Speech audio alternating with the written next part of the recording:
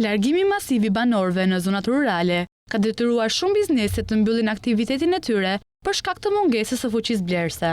Një rast I tillë është në fshatin Kovašić, njësisë administrative Shupendz, në bashkinë e Bulqizës. 76 vjeçari Qamil Toçi dikur kishte një bar kafe në fshat, në të cilin mblidheshin banorët për të konsumuar kafe çdo ditë. Por, në vitet e fundit, largimi I banorëve ka qenë shumë I madh dhe puna në lokal nisi të binte. I gjendër në kushtet kur nuk kishte më fitim në të, 76 vjeçari vendosi të mbyll aktivitetin e bar kafes. Por, me një ide geniale, Qamili tjetërsoi ambientin duke e kthyer nga bar kafe në një muze me objekte të vjetra. 86 vjeçari Qamil Toçi shprehet se muzeu në ndërtoi dal nga dal me ndihmën edhe të miqve e të njohurve, të cilët I kanë dhuruar disa objekte e një pjesë tjetër e ka bler.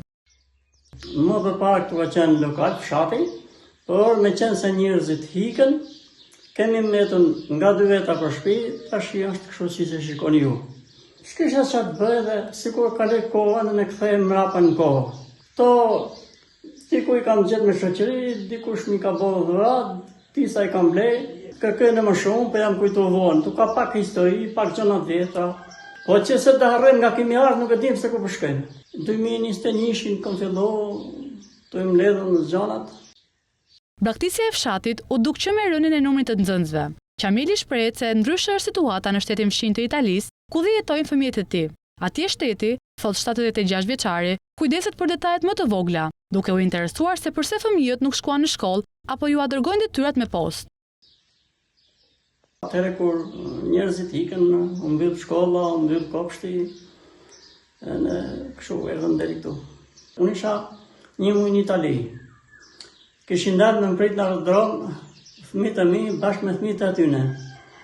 Dhe në darkë më erdhi një zaf, edhe pyeste në letër pse fëmijët e ju nuk kanë qenë sot në shkollë. Dhe në atë zaf ishin edhe detyrat që duhet I boshin fëmijët për të shkuar nesër të përgatitur në shkollë.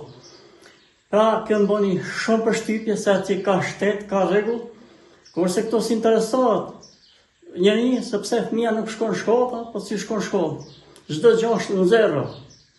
Po që më shumë s'kam çfarë më thënë. Këto ka qenë 130-150, tash s'ka një gjithë nga 2 përshpjegimet. E pikërisht, pendime ka që ka 85 vite, po faktikisht asgjë nuk është bën. S'ke me kopi një kafe, fëmijët vinë shumë rrallë, dhe kur vinë një herë më të motë, vinë me modë shkojnë me lëtë, tu s'ka asnjë sen. Edhe ne do ikim këtë, edhe ne djetë do ikim. Do ikim se ç'është bështu. 76 vjeçari Qamil Toçi tashmë është kthyer në një koleksionist të objekteve të vjetra, të cilat më vonë shpreson t'i vendosë në shërbim të turizmit të zonës.